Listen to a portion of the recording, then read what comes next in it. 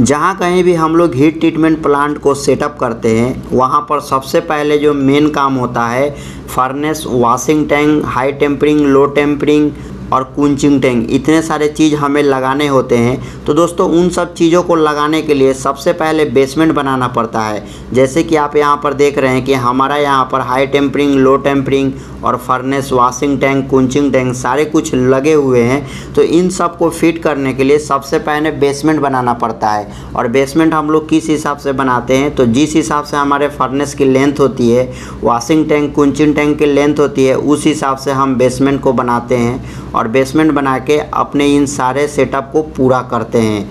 मतलब कि heat treatment plant लगाने के लिए सबसे पहला जो काम होता है वो बेसमेंट का काम होता है कि हम फर्नेस के लेंथ के हिसाब से बेसमेंट बनाते हैं और बेसमेंट के साथ साथ ये जो केबल होती है फर्नेस में जोड़ने के लिए, उस केबल के लिए बेसमेंट के जस्ट साइड में टेंच भी बनाते हैं, ताकि उससे क्या होगा कि जो हमारी मोटे मोटे केबल होती है वो केबल को बहुत आसानी से फर्नेस के अंदर जोड़ने के लिए, मतलब पावर सप्लाई देने के लिए उसके अंदर से लेकर जाएं और हमारे काम सेपरेट लगे।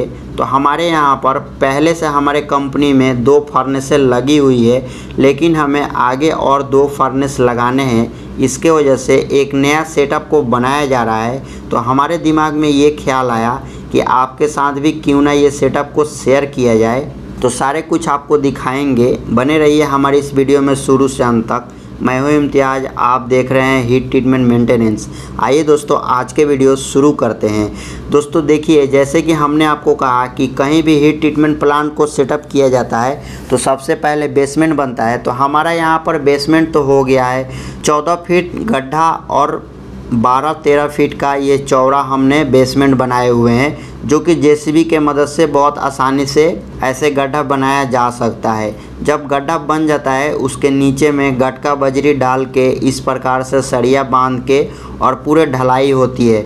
जैसे कि छत की ढलाई की जाती है बिल्कुल उसी प्रकार से इसके भी ढलाई किया जाता है, ताकि नीचे से ये प्लेटफॉर्म मजबूत रहे। तो हमारे यहाँ पर काम बहुत ज़ोरों शोरों से चल रहा है और इसमें ढलाई के काम अभी हो रहे हैं। जब ढलाई के काम हो जाता है और अच्छे प्रकार से ढलाई चिपक जाता है, उसके बाद क्या करते हैं कि इसके साइडों में हमें दीवार बनाना पड़ता है ताकि देखने में अच्छा लगे।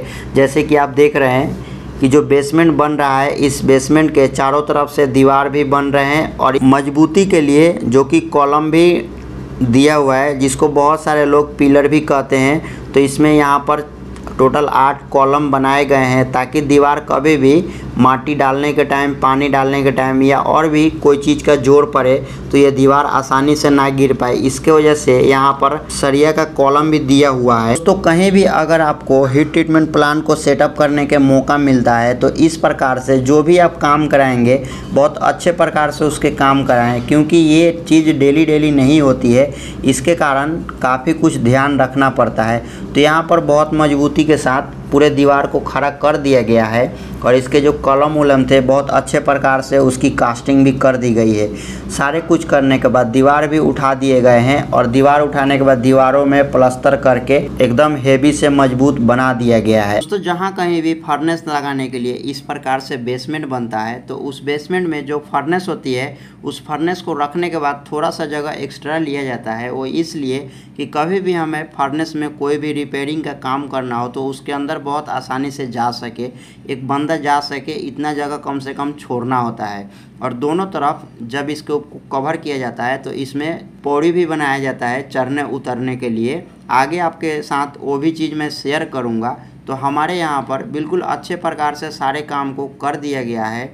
अब लगभग हमारी ये बेसमेंट तैयार होने चला है, लेकिन इसके साइडों में अभी टेंच बनना बाकी है, तो वो भी बन रहा है, वो भी आपको दिखाते हैं। जैसे कि आप यहाँ पर देख रहे हैं कि इसके टेंच भी साइडों में बन गया है और इसके भी प्लास्टर ढलाई अच्छे प्रकार से कर लिया गया है। जहाँ कहीं भी वॉशिंग टैंक, कूलिंग टैंक और फर्नेस लगता है तो वॉशिंग टैंक का कूलिंग टैंक लगाने के लिए हमें जो ये बीच में एक छोटी सी दीवार खड़ी की हुई है, यहाँ पर हमारे कूलिंग टैंक रहेगा। लेकिन यहाँ पर गड्ढा भी किया जाता है, तो हमारा यहाँ पर गड्ढा नहीं किया हुआ है, लेकिन बहुत जगह लगता है तो वहाँ पर 1.5 फीट या 2 फीट के गड्ढा करते हैं वॉशिंग टैंक और कुंचिंग टैंक लगाने के लिए, उस गड्ढे में भी ढलाई करके अच्छे प्रकार से चुनाई करके और प्लास्टर करके तभी उसमें लगाया जाता है कि इन केस कभी अगर टंकी में प्रॉब्लम हुआ, लीकेज होता है तो पूरा बेसमेंट खराब ना हो। जो लीकेज हो उस गड्ढे के अंदर ही लीकेज हो, इसके कारण गड्ढा बनाया जाता है। उस गड्ढे को भरते भरते तब तक हम कोई ज़रूरी एक्शन ले लें। तो इस प्रकार से फर्नेस और वॉशिंग टैंक कुंचिंग टैंक लगाने के लिए